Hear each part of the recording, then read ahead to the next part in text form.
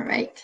So welcome everyone to our April Teach Educational Rounds. Here with us today we have Carolyn and Stephanie Kersta, who will be presenting on the relationship between anxiety and smoking, vaping, and cannabis use.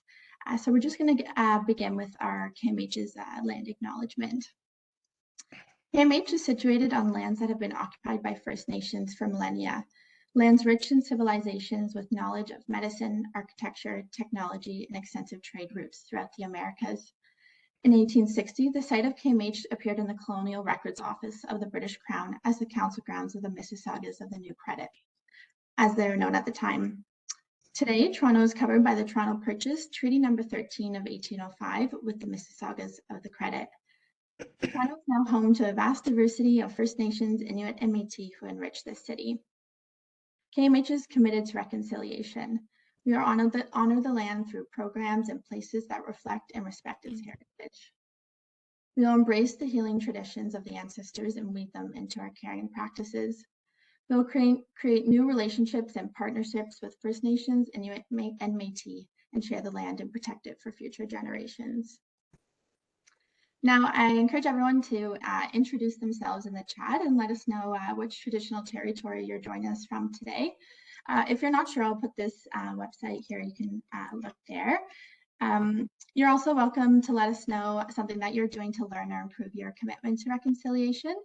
I'll give everyone a couple moments to do that. And in the meantime, I'll just share a little bit about myself for those that are seeing me for the first time. My name is Natalie. Like KMH, I am currently located on the lands of the Mississaugas of the Credit. My grandparents came over to Canada from Italy in 1958. And actually just a couple of years ago, I moved to Toronto myself and truly have grown an appreciation for the community and vibrancy that this land has to offer. I acknowledge the privilege I have as a white settler to live here, and specifically as someone living with type 1 diabetes, I am particularly grateful to have access to all the insulin and all my other required medical supplies. So I myself am committed to reconciliation. I continue to listen and learn about the stories and cultures of various Indigenous communities and ensure that their voices are heard and reflected within my work and personal life. So thank you for those who have shared so far. We'll give everyone a couple more moments. We do appreciate everyone's thoughts.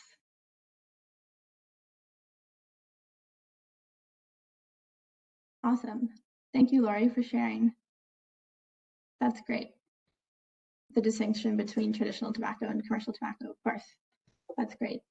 All right, please do continue to share in the chat. I will, in the meantime, just continue on with a few housekeeping items. So if you are interested in receiving a letter of completion for this Teach Educational Rounds, please make sure you have registered for the webinar and completed the pre-learning assessment. As well, make sure you signed into the webinar using your full first name and last name so we can track your participation. And lastly, make sure to complete the evaluation and post-learning assessment that will be emailed to you by the end of the day. Along with that, you will also be sent the copy of the slides as well as the recording in case you want to review that or share with any colleagues. So here's a little bit more information on our presenters today. Carolyn and Stephanie are mental health clinicians with over a decade of each of experience in emergency medicine, community crisis, and private clinical practices.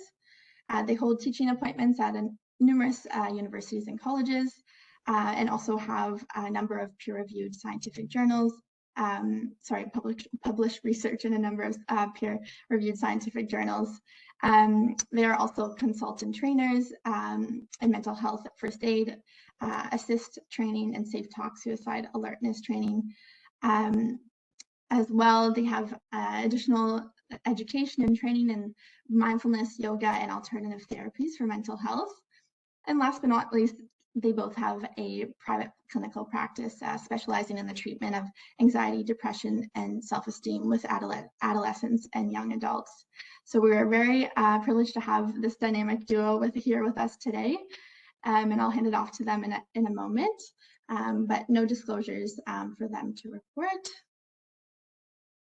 And please note that the content of Teach Educational Rounds is centered on evidence-based guidelines from the following sources: Nonetheless, these materials, as well as the verbal presentation and any discussion, represent only general principles, and they do not remove the need for clinical assessments or treatment plans by healthcare professionals. So please feel welcome to use the chat feature throughout the webinar and to post any comments or answer any prompts from the presenters. To do this, you can click on the speech bubble icon in the control panel, and please ensure you select everyone so that all panelists, hosts, and attendees can read and respond to your comments. This will be quite an interactive webinar, so please do make sure you can find the chat feature if you have not already. And with that, I will hand it off to our presenters to take it away. Thank you, everyone, and enjoy the webinar. Amazing. Thank you so much. I like when you call this a dynamic duo. Thank you. I'll have to steal that one. We'll have to steal that one. Thank you. And welcome everyone. Thank you so much for joining us on the lunch hour. Although I know for some people, depending on where in Canada you are, it's like the morning or it's maybe a little bit later. So thank you for setting aside this hour to spend with Stephanie and I. You know, as you already mentioned, I won't kind of go much into our backgrounds and who we are, as you kind of already have an idea and a sense of that. But this is a topic that's really kind of near and dear to Stephanie and my hearts. It's something that we see quite a lot of. We actually started our work at a methadone clinic, and that's where we first met. And so addiction work is something that's very certainly a strong passion of both of ours. And certainly cannabis use is something, as you know, you mentioned, we work primarily with young adults and adolescents. And so cannabis use is something that many of our clients use or experiment with or dabble with. And then we have a private clinical practice, and I would say probably the primary diagnosis that we see in our practice is anxiety-based disorders. And so there's this really sort of interesting kind of intersection with cannabis and anxiety-based disorders. And then, of course, smoking and vaping. Stephanie and I have been working now with TEAT. I think I did my TEAT training, I think back in 2007. So it's been a very long time. And I, again, just enjoy, you know, talking to all of you, and I'm happy to be here. Definitely, we like to hear from you as we go through today. So please do use the chat function. If you have questions, we'll sort of be monitoring that. So if there are anything that come up, you know, as we go through today, please put it down, and we will make sure we leave some time to address any questions that arise. And as we start to kind of head into our presentation today, I would love, I guess we'll go over what our learning objectives are. So we're going to identify the effects of smoking and vaping and cannabis. So we got a few substances to tackle, but really in the context of anxiety and how they interplay sort of with that diagnosis. We want to talk about the uses of that as a coping strategy, because oftentimes, and as many of us, you know, who we work in addictions understand, that a lot of substance use, it tends to be a coping strategy or a way of managing, you know, other issues that the person might be dealing with, particularly mental health issues or concerns. And then we want to look at other ways that we might be able to help support somebody with other types of coping strategies, you know, recognizing that vaping and smoking and cannabis might be one strategy, but perhaps there are others that we can start to introduce and teach to our clients so that they might have a little bit more tools in their toolbox. So the agenda, we will go over very similar with the learning outcomes. So we'll talk a little bit about the effects on anxiety. We'll talk about how, you know, they can be used as a coping skill. We want to talk about tips for safe use, right? And I think, you know, that's always really important to talk about, is that, you know, not everybody, you know, abstinence is not for everybody, nor is it always the first step for everyone. Sometimes that's the ultimate goal, but there could be many, many steps between today and ultimate abstinence. So while people are still actively using, how can we help reduce the harms that there might be? How can we also help with coping with anxiety? You know, anxiety is something, I mean, I can go on and on and on about anxiety. It's something Steph and I actually do many, many talks about. But anxiety is the most common mental health condition that's out there in terms of prevalence. It's something that all human beings feel. You know, we all have the capacity to feel anxiety because that's what makes us human. That's what helps keeps us alive. That's what helps us survive. But for some of us, that anxiety can become, you know, very overwhelming. And so how do we help, you know, ourselves psychologically and physiologically cope with that anxiety? We'll talk about implementation and how to actually bring that to your clients. And then we're going to do just a really brief activity and kind of a chat box conversation. And then, of course, you know, we're always here to answer and to address any questions that might arise. So, just touching on nicotine and anxiety, we just wanted to touch a little bit on the effects of nicotine and anxiety. So, in general, we know that people will generally, smoke or vape because they think it calms them. But when we look at its effect on the body, it actually has quite a stimulant effect. And so, we know that smoking, by and large, I think for a lot of people, they'll go on a smoke break, or they think that they need to like cool down. They'll go outside, they'll have a smoke or whatever, or they're stressed out and they'll like, pull on their vape. But really, it has quite a stimulant effect on the body. And so it is a bit of a myth that it is calming in nature. At high concentrations with nicotine, we know it can create physical effects similar to a panic attack. We also know that withdrawal from nicotine, and I'm sure many of you have seen that if you've supported someone who is, tapering down or quitting smoking, they oftentimes will see, these effects similar to a panic attack. So you'll see a lot of shaking, a lot of breathlessness, a lot of like, having a short fuse. It can also contribute to feelings of anxiety. So the withdrawal from nicotine does, also exacerbate some of the feelings of anxiety. We also know that it will cause heart rate and blood pressure to spike very shortly after ingestion of the nicotine. It activates our sympathetic nervous system, which is that, alert nervous system, the one that we opposite of rest, right? So we're kind of, a little bit more alert and aware of things. We also know that there is some situational anxiety connected with smoking and vaping, and social anxiety connected with smoking and vaping. So before we go into some of that, I'd also like just to touch on the chat.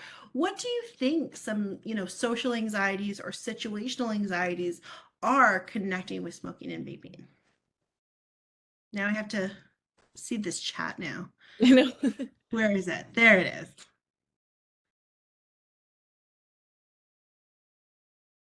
Yeah, it's always I find, nicotine and anxiety is really interesting because when I have a lot of clients, yeah, especially with vaping, when it comes to vaping, because I have a lot of youth, I work with a lot of primarily high school based students. And so vaping, much more so than cigarette use, is very popular right now. And many of my clients will say that they vape to calm down. And yet when we look at, the literature, or just even the physiological mechanism of nicotine and vaping, is that it actually has a very different response. It's an arousal response. It's a stimulating response. And yet people, will use it for feeling like it's helping them calm down or rest. Even though when you probe a little bit deeper, it tends to not really fully relax them. And we'll talk about maybe some of the reasons why it might be relaxing that probably aren't actually connected to the substance itself.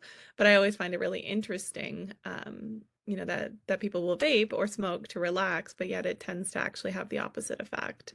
I'll oftentimes see that in sessions too. So, I have a hybrid. So I'll have clinic in person, but a lot of sessions are virtual as well. And I'll oftentimes see in my virtual sessions, if we are talking about something that, might be a little bit triggering or upsetting, and I'm seeing that vape a lot more as someone's in their session. And so it's interesting because I see that, it is making you more anxious. I know the mechanism of action behind it, but there is this perceived thought that is calming. And so lots of really great stuff in the chat. Yeah, lots of situational anxiety. I think about, I always think about airplanes when I think about situational anxiety, and, not being able to smoke for or vape for a perceived amount of time. For a lot of people, that can be really anxiety provoking, and also social anxiety, connected with tapering or quitting. So, I'm going to lose my friends. I saw that in the chat. But then also is if you are the only smoker in a group, and some of the shame or the stigma around that as well. Especially these days too, where, depending on, like for instance, with a lot of youth, like many of them don't smoke cigarettes, but some of them do. And there can be sometimes some shame or guilt around, different, smells or things like that of cigarette use. Yeah. Although vaping is certainly, I think, the primary that I'm seeing. Actually, just funnily enough, had two clients yesterday in my yesterday clinic, who are working towards, starting to stop vaping, but it's definitely something I see it quite a lot. And then also cannabis. And cannabis is also really interesting because cannabis, for many people, it actually increases their anxiety. So I'd love to put that in the chat too. Does anyone have clients that use cannabis as a way of managing anxiety?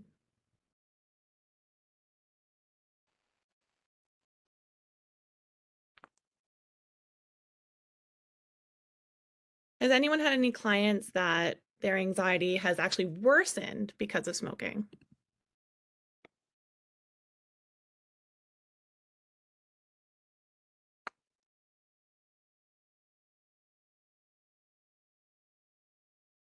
Yeah, lots of people say they use it for anxiety.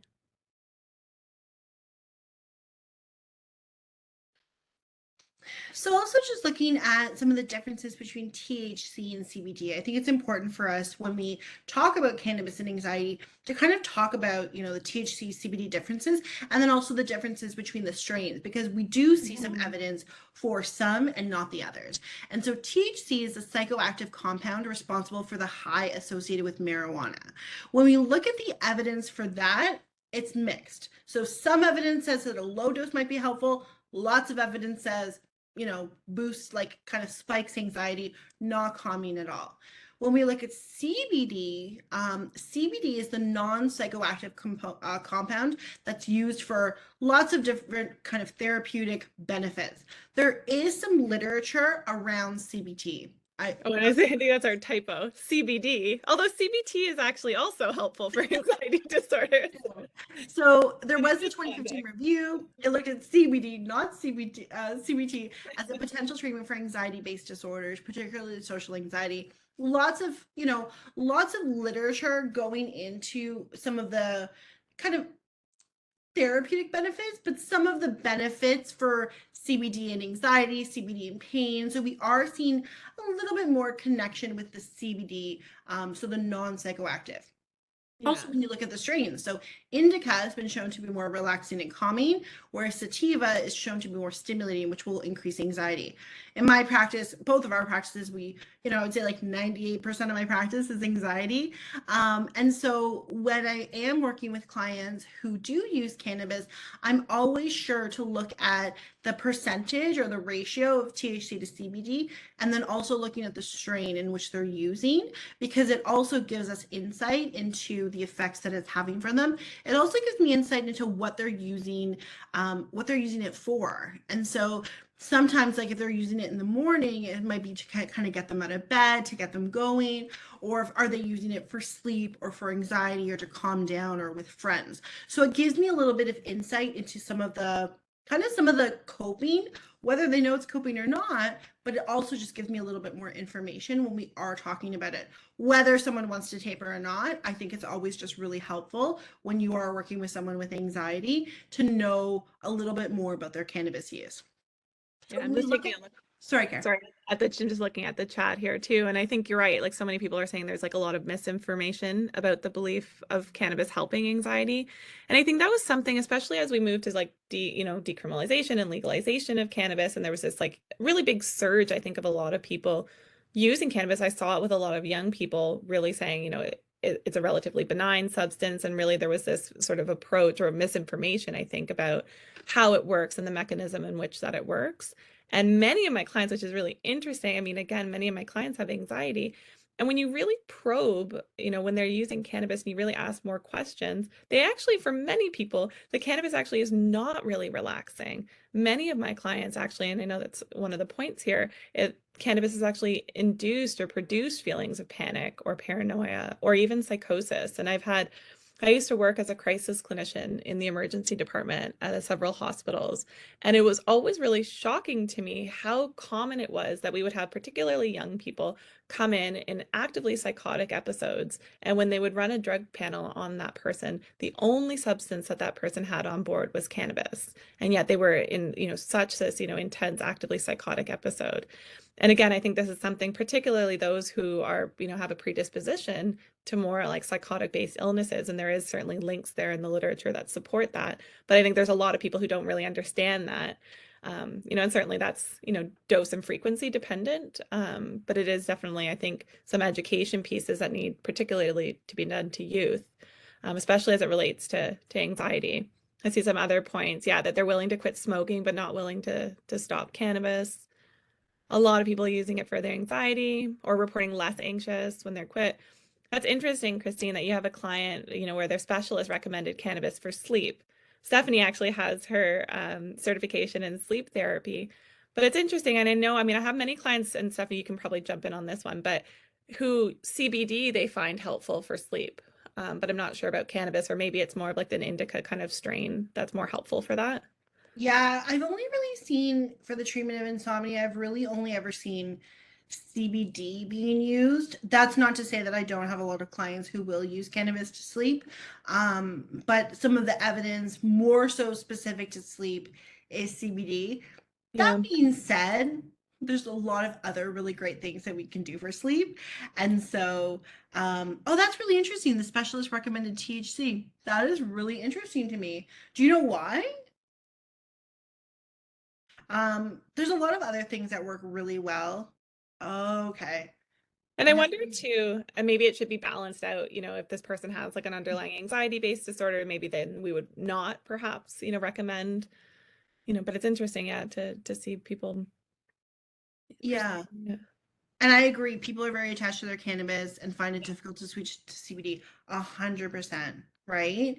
And that's meeting with the client where they're at, right? We can't force anything on anybody. And if someone is attached to it and they feel that it has some benefit for them, then I think it's important for us to be curious and to know more about it. And if it is helping them, then who am I to say, right? What the evidence is telling me. Like, there's such a big part of what someone is feeling is important to them, or what someone is feeling is helpful to them. And that's why you take a client, a client-centered or client-focused perspective.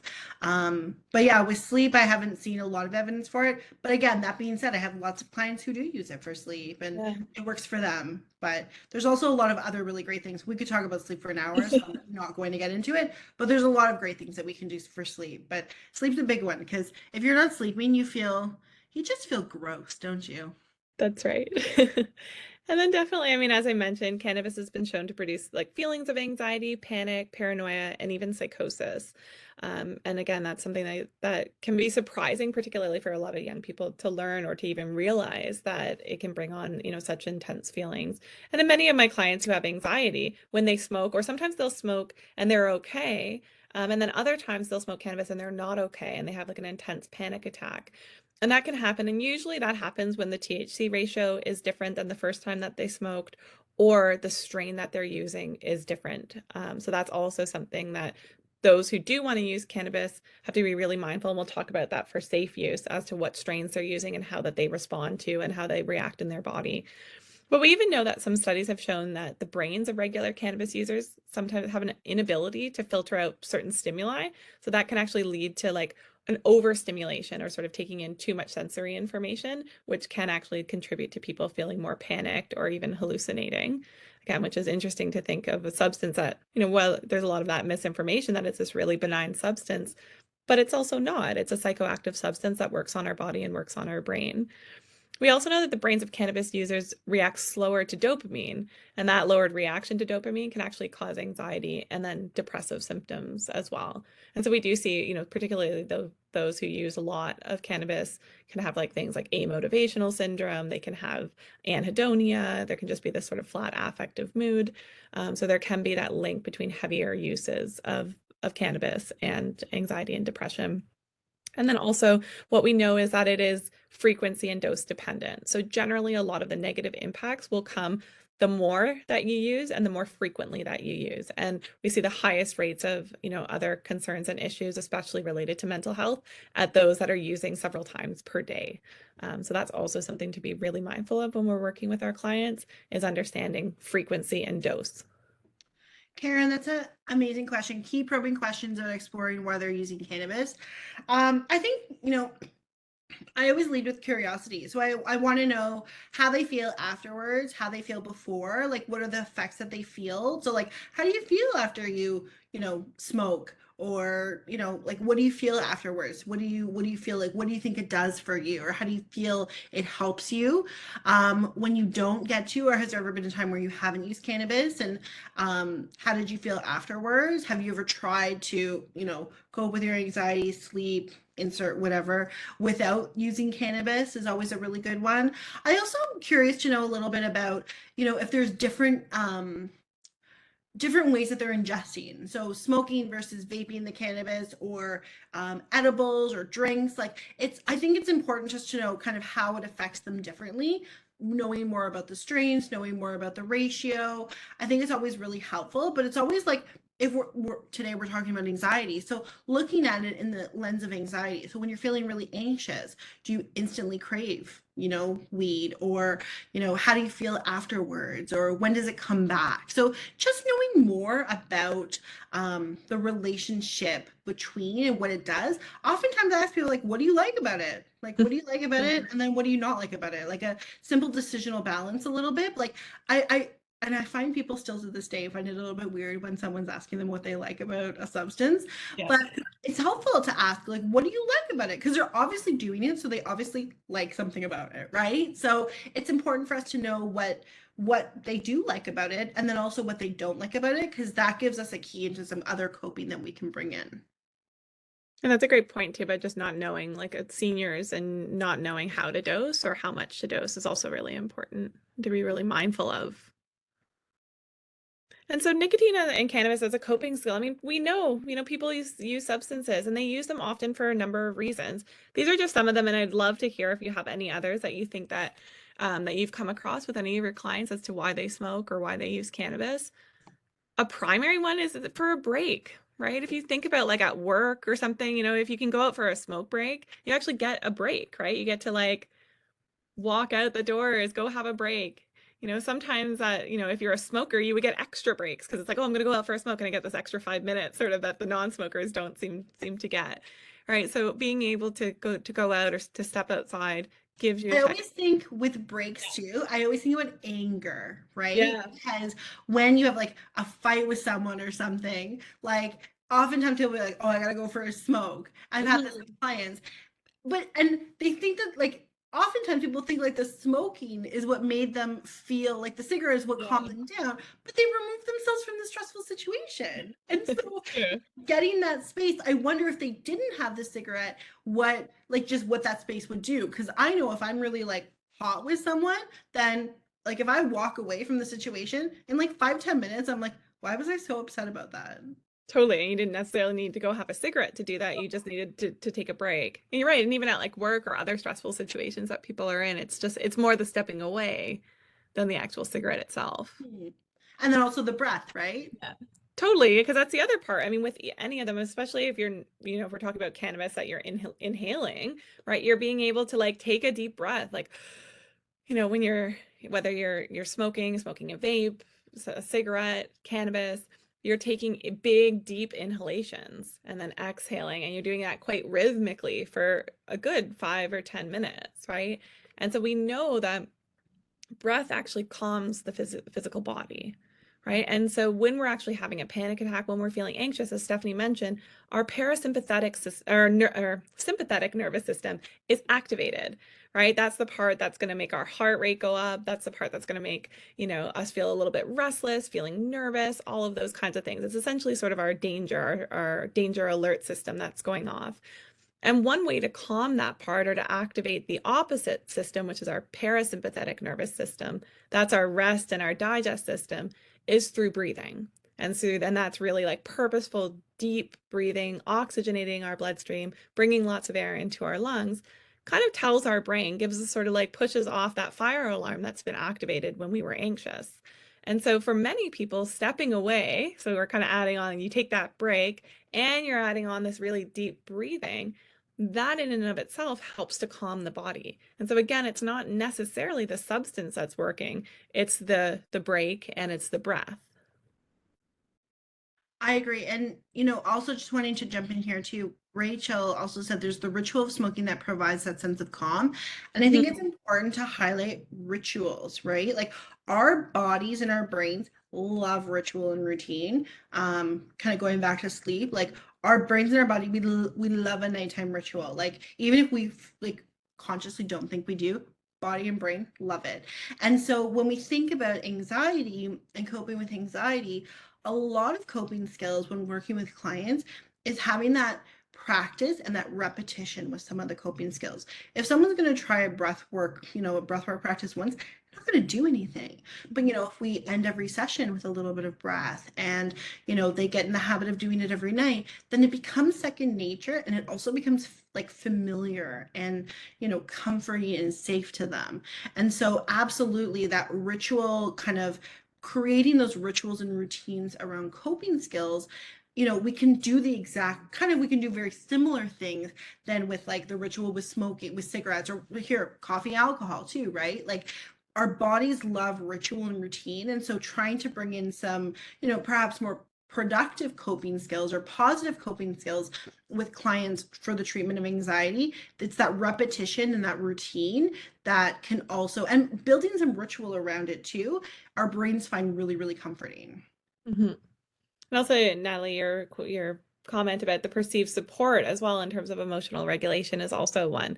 And that was actually one of the clients that I was working with yesterday when I was asking her, like, why does she vape? She was like, it helps me deal with my emotions. That she feels like when she gets dysregulated, when her emotions, aren't in a steady state, that going in and out and having her vape helps steady her emotional self.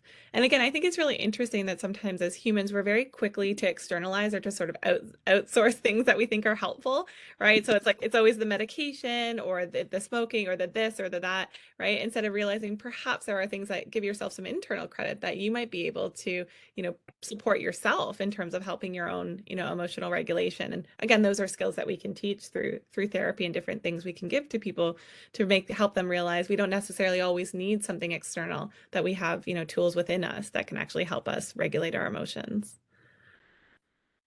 Yeah, there's a social element too, and I saw that in some of the comments as well, right? There's a social element, being able, like, if you're ever, I mean, I think it's changed a little bit now with a lot of like the smoking guidelines and stuff, but certainly at a bar, and I'll to kind of just a little self-disclosure is I used to be quite a heavy cigarette smoker. Been quit for many years now, but I could tell you one of the things that was really fun when you would go out for a night out at a bar or something, especially when it was like winter and it was cold and all the smokers were hanging out outside.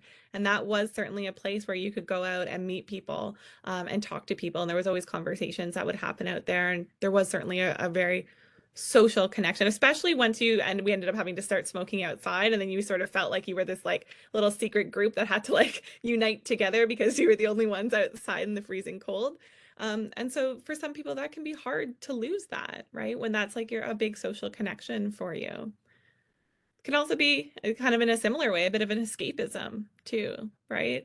Especially when we look at how it makes our body feel. Both substances are psychoactive. They both, affect our physical body.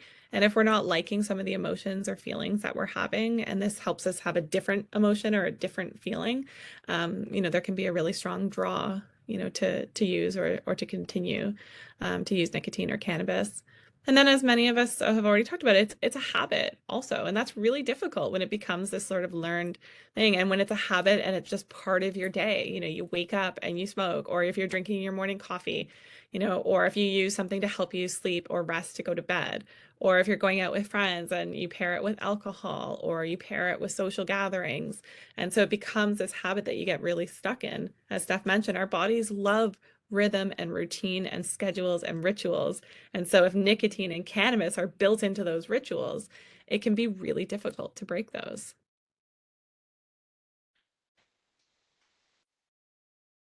Before reading the next slide, what strategies do you support youth in what feels like a loss of those social connections? That's a good question. Yeah, that is, it can be tough, certainly, I think, when there's a big social element. And so I mean, the positive thing that I'm seeing with many of my youth is that many of their friends also want to quit at the same time. So I always recommend, if they can, to buddy up when they're trying to quit, and to find someone that they're going to quit with, because that can be really, really helpful and really, really motivating, for them. And then also for them deciding kind of too, right? Can they still, depending on how challenging it might be, can they still hang out and participate with friends who are vaping or are using cannabis and still, be there even if they've chosen not to? or do they have other social connections or social situations where there is no use like that at all? So many of my clients who are, into sports or activities, that's a great time, like where you can go, because many times people aren't using cannabis when they're actively, running around, and they're usually not vaping when they're playing an activity like that. So it's like, can you engage in social activities where there's not an option to use cannabis or to use nicotine? So that would probably be what I would start at in terms of suggestions. Yeah, I'm finding too, and Karen, I'm wondering if you're seeing this in your practice as well. Like there is this, I feel like the youth that I'm seeing, like there's just such an interest in like health and wellness and well-being and like maintaining their mental There is. health and like so much, like way more than I was. Yeah. And so I think it's really nice to see because it's such a shift from former years, like previous years. Like there is just such an the TikTok generation, like there's such an interest in like health and well-being, and like there's such an openness to mental health and like practices, and people share their therapy tips together. It's really refreshing to see. Yeah. And so could there perhaps be a movement? And that's why I think with youth, it's like, how do you engage more of them? Like whether it's getting a buddy or getting a whole group, to stop. Yeah. I'm just seeing here in the chat. Yeah. Who are your biggest quit supporters? Many people have non-using friends, right? And so that can certainly really be helpful. I love that. Yeah. And then just talking a little bit about harm reduction strategy. So, if we talk about safe use when it comes to cannabis, so like we talked a little bit about CBD over THC. So, even if we're not going straight CBD, but like, can we like change the ratio a little bit so it's maybe a little bit more CBD heavy, or just again, it's a curiosity, like what if we tried this as a bit of an experiment and see what would happen with your anxiety. It's always nice to start to build those connections, and then always making sure that with any change to just go low and slow, and then if you can, purchasing from dispensaries is always really helpful because you know exactly what you're getting, and knowing about any drug interactions in general. And then when it comes to cigarette or vaping, always NRT is always a great thing. And then I'm personally a huge fan of tapering. I think it works really well for a lot of clients. It's not such a shock to the system. I should say NRT and pharmacology, but the taper plan is always really great because it's less of a shock to the system. And we know that the withdrawal effects of tobacco and nicotine and cannabis can also, boost that anxiety, boost that panic attack. So we want to make sure, especially with clients who are a little bit more anxious or who also struggle with anxiety, to make sure that we are going low and slow, kind of tapering down, as not to have that increased anxiety, day after day after day. Yeah, I think just as you said there too, like they're having a plan. Like when I was working with my one client yesterday, and I said, well, she wants to quit, and I said, okay, well, what's the plan? And she said, well, I've just decided I'm not going to buy any more pods, like juice pods for my vape once I'm out. And I was like, well, that's a really good start. But what else is the plan? Because then I was like, okay, that's great. But all of a sudden you're just going to be totally out of everything. And so we had to, build, certainly a lot more elements into that plan so that she's going to be prepared for any sort of, and for her, a lot of the reasons why she was using had an emotional component. So we had to build into her plan, what are all the things that you can do instead when you feel, some of those emotional feelings come up and you usually vape and the vape's not there and all of that. So really making sure that we understand the plan and that we've kind of gone through and made the plan really smart and really specific, I think is really important. And so how do we cope? So there's definitely lots and lots of ways to help clients cope with anxiety in general, right? So as I mentioned before, anxiety sort of activates our sympathetic nervous system. So anxiety, unlike a lot of mental health conditions, has a physiological cause to it and a psychological one. And that can be really difficult because you're actually battling the physical body as well. And so Steph and I have seen definitely breath work, right? Steph is a sort of a big one. Breathwork is a huge one. We know that breathwork can work faster than the fastest acting anti-anxiety medication on the market. So breathwork is really, really quick to work. I use quick loosely. It's like, 10, 15 minutes, but it works relatively quickly. And it's something you can do anywhere. You don't need any special, you don't need anything special. You can literally do it at any time. And so I always will make sure that my clients all my clients will have a breathwork technique that they know, like, easy. Like they know exactly what to do. We're going to talk about a couple of the good ones today too, because it's something we can always lean on. The thing with breath work is you try it one and done, it's not going to work, right? Like I'll have so many clients where I'll be like, okay, let's try this. Next time you're feeling really anxious, and they come back, they're like, tried it, didn't work. Well, tell me about how you tried it. Well, I like did it like 5 times and it didn't work. Okay, well, we need to like set a timer. And so building some time around like, okay, let's set a timer, let's practice. I'll actually do it in session so they can see once like they know how it works. And then thinking about it on the brain, we've already created that. Like we're starting to create that neural pathway. We know that it's familiar to them. And so then continuing that repetition with breath work, but different breath work strategies can work really, really well. Thinking about that parasympathetic activation, what Carolyn was talking about before, it just tells the body, like it allows the body to tell the brain, there's no threat here. There's nothing. We don't have to go into fight or flight. We're good, right? And so it's always really helpful to be able to do that. Why I like specific breathwork techniques that you're going to see when they involve some sort of like counting, it also gives your brain something else to focus on. So if I were to say to someone who's anxious, just breathe, they would be mad at me, right? Like they would not like that. But if I like gave them a technique and I'm like, okay, like breathe in for 4 and hold for 4 and like some sort of counting, it gives them something else to focus on instead of the anxious thoughts that are in the mind. And so breath work is a great one. I also really love too, like the psychoeducation piece, like as Steph was just mentioning, like educating them as to why breath is helpful is much better than just telling somebody to breathe when they're having a panic attack because they're not invested. They don't really understand it necessarily. They don't get it.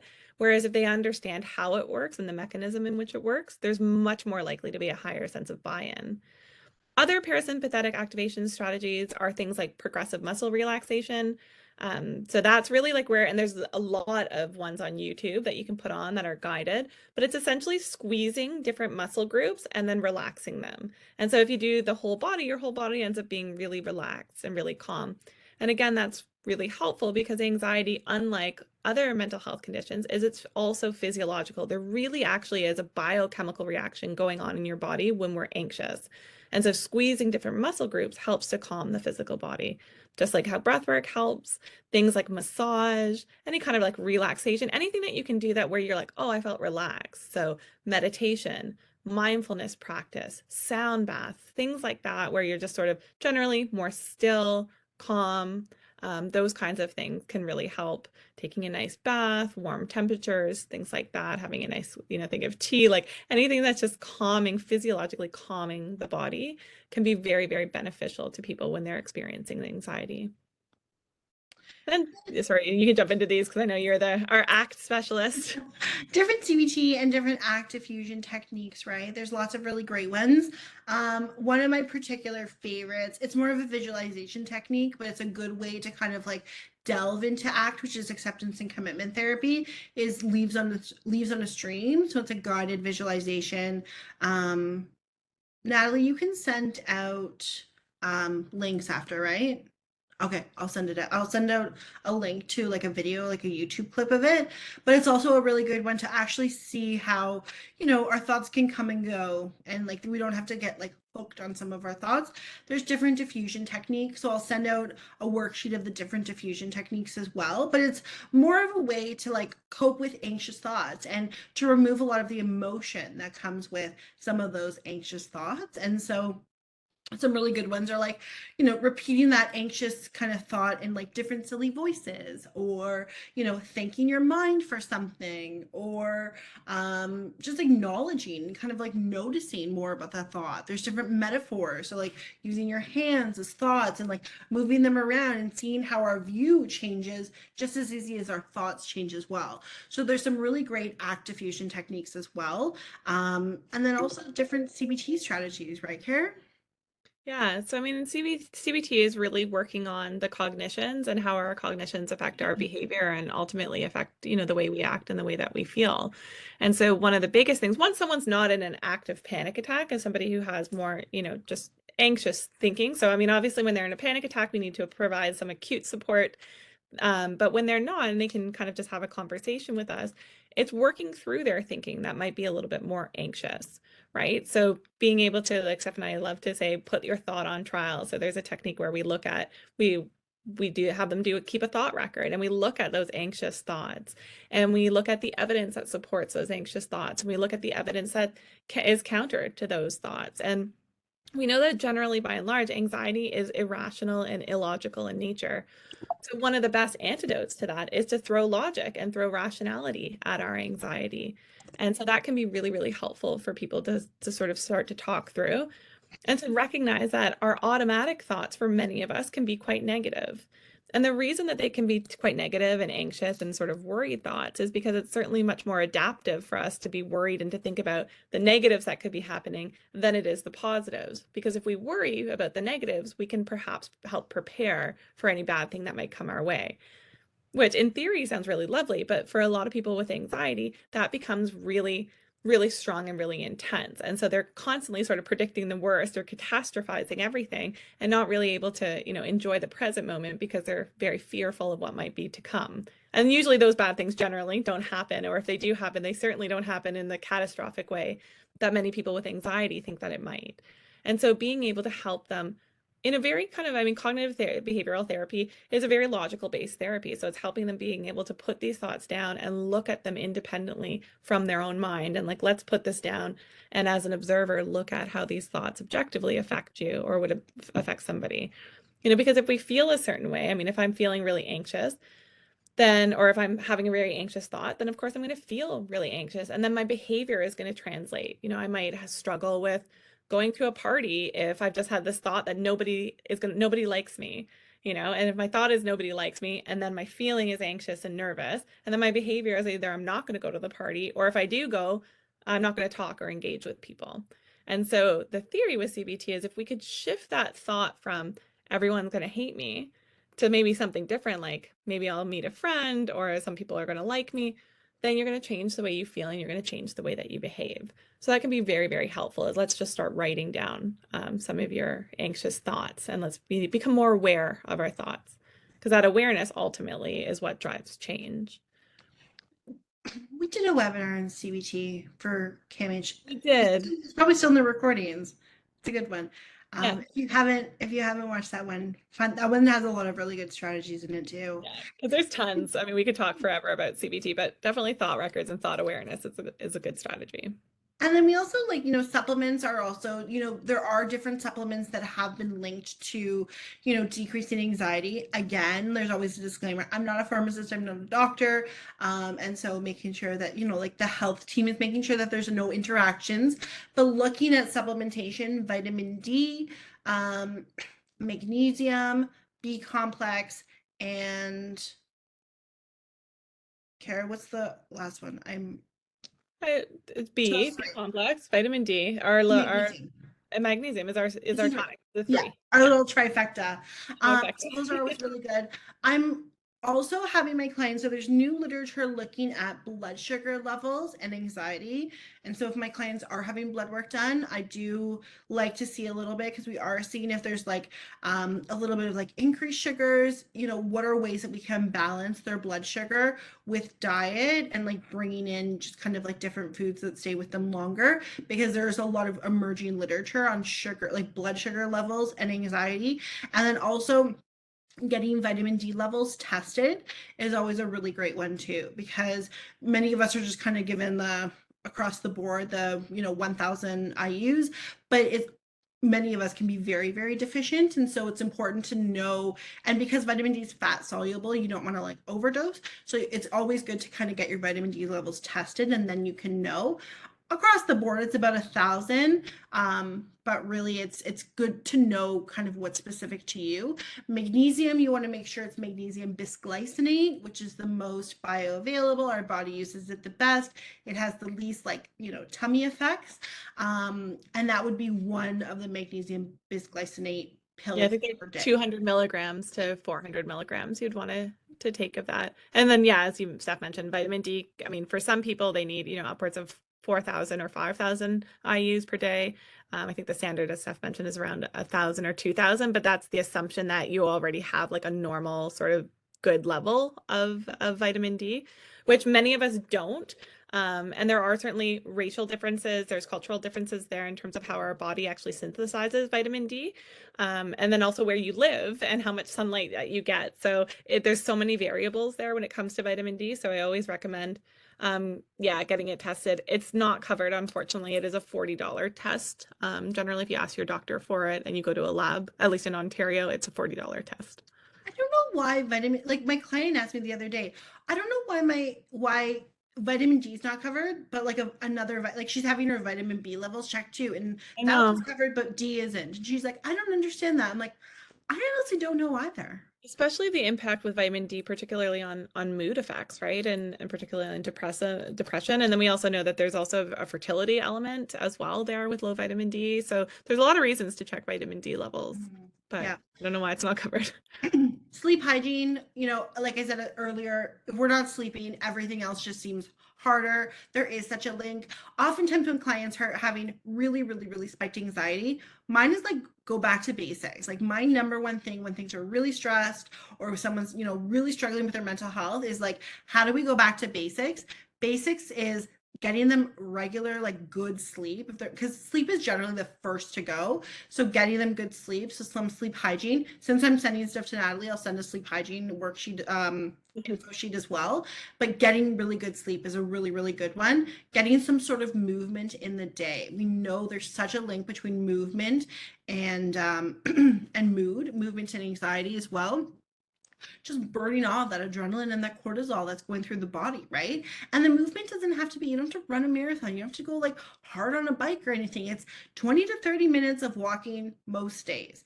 And what I always tell my clients is you want it to be brisk enough that you can still, if you were to talk to someone, you can still talk to them, but you couldn't sing to them. And so we want to make sure that, just a little bit of movement. It's starting to get nicer outside. Well, not with the rain today, but it's starting to get nicer outside. So getting outside is also really great. We know nature has a really good benefit on mood, but any type of physical activity also works really well for panic. So Carolyn mentioned all those lovely, slowing down parasympathetic activation strategies. One way that we can deal with panic is like exactly the opposite of that, is hard and fast physical activity. And so if I am having someone who has a lot of panic, is having like a full-blown panic attack, sometimes it can be hard for them to go into like a grounding technique or a breathwork technique. And so hard and fast, like drop and like do as many push-ups as you can until exhaustion, or like do as many jumping jacks, or pick something and like run there as fast as you can. It just helps to burn anything off. So physical activity works kind of twofold. And then always having any social supports and connections is always a really good one. Connections, again, I could talk about connections for years, but it's been linked to life longevity and value of life and like quality of life. And so, building those social supports and connections is also a really good one for anxiety. But yeah, it's a big one. But the back to basics, sleep, movement, and then a little bit of breath. Yeah.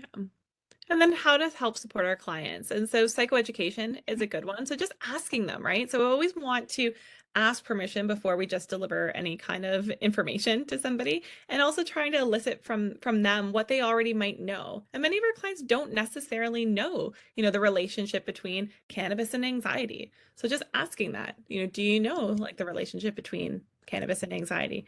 Would you like to know some more information about that? Right. So just involving them in the conversation, seeing if they're open to sort of hearing, what perhaps that research might say. We always love an experiment, right? I love doing this with my clients. It's like, let's just try something, right? So let's just try how it would feel if you were to cut down, or to maybe let's not use in the evening, or if we were to try, some different way of administration of this substance, or if instead of vaping when you got anxious, we substituted it with this other coping strategy.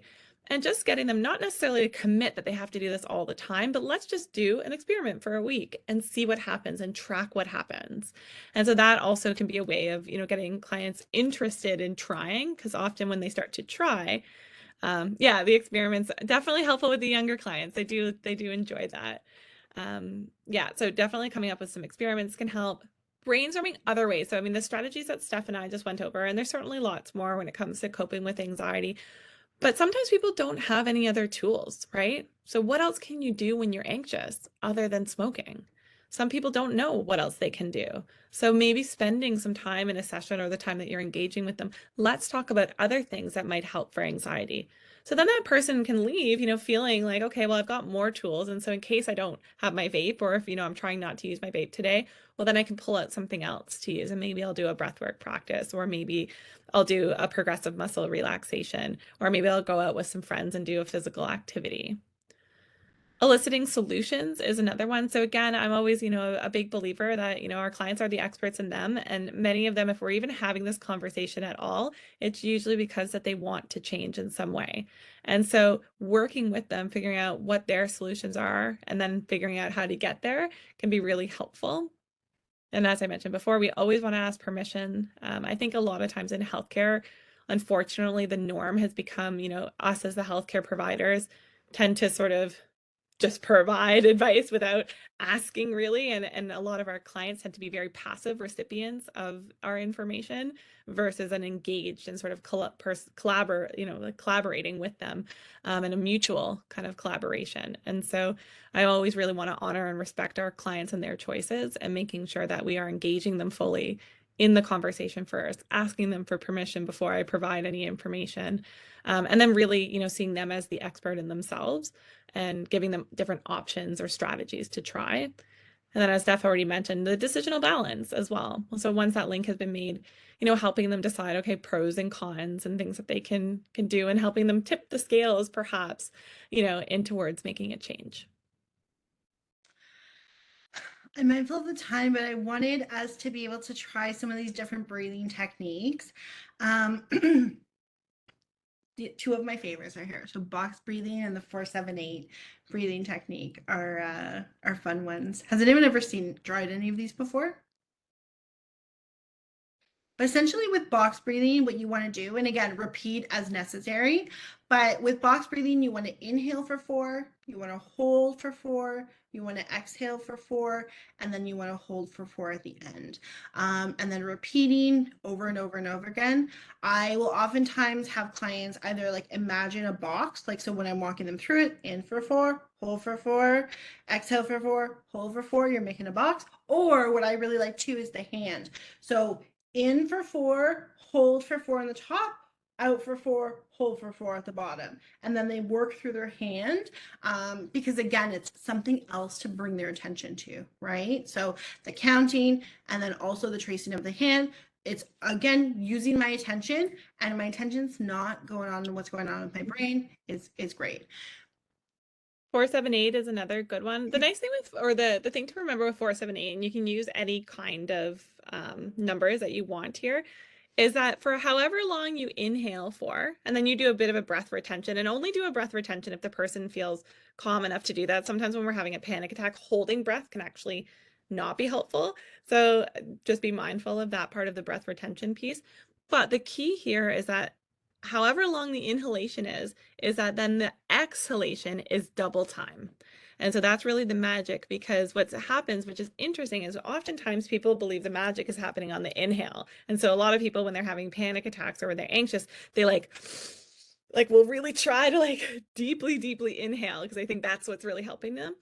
But what's really actually activating parasympathetic nervous system is the longer exhalation. So it's on the deep, long exhale that we tend to shift into parasympathetic mode.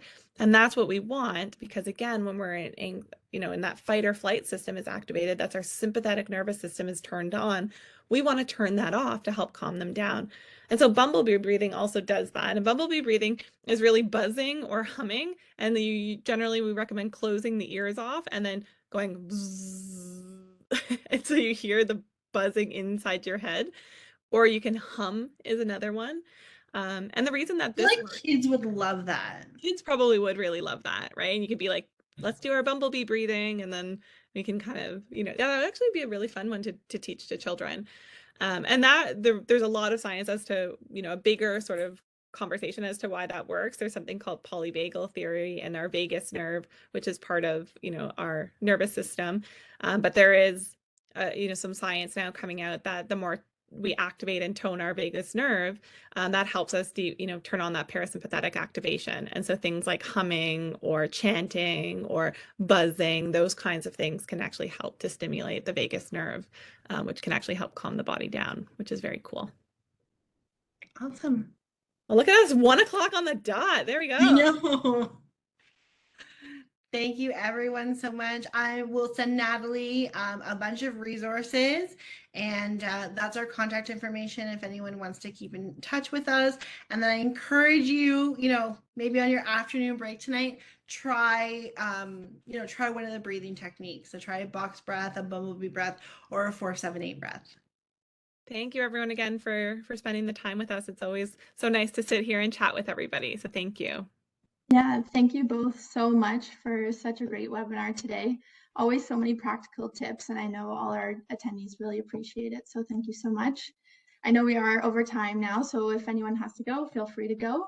I will just go through a few reminders again before we head off. So just a reminder that the evaluation and post-learning assessment will be emailed actually by the end of today, and you'll have 1 week to complete the post-learning assessment if you're interested in receiving a letter of completion. As well with that, you'll receive all, as Stephanie mentioned, all those handouts and the slides and recording. And just a note about our upcoming webinar on suicide prevention and primary care next month. Just a heads up that it is at a different time slot than our usual Wednesday at noon. So it'll be on Thursday, May 4th at 11 a.m. to 12 p.m. So keep out an eye out for registration probably next week. And as always, if you're interested in looking at this webinar again or interested in seeing a previous teacher webinar, an archive list can be found on our website. For now, thank you all so much for listening and participating today. We hope you all have a great rest of your day. Thank you all. Bye, everyone. Thank you. Stephanie and Carolyn. Bye. Bye. Thank you.